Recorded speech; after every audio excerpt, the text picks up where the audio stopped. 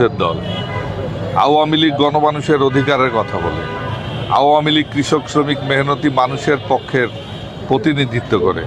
আওয়ামী লীগ বাংলাদেশের ভাগ্য উন্নয়নে প্রতিনিধিত্ব করে।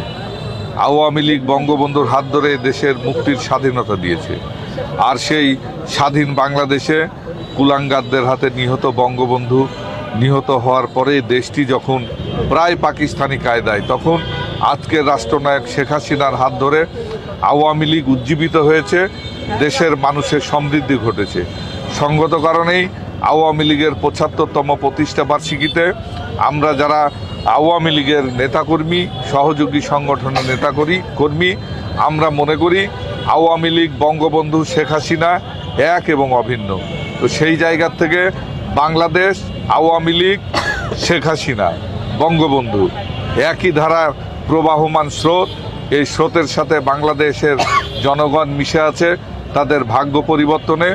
আজকের দিনের অঙ্গীকার সমস্ত ষড়যন্ত্রের জাল ছিন্ন করে বঙ্গবন্ধু কন্যা শেখ হাসিনার নেতৃত্বে যে বাংলাদেশ এগিয়ে চলেছে, সেই এগিয়ে চলা বাংলাদেশকে আমরা আরও এগিয়ে নিব। এই হোক আজকের দীপ্ত শপথ।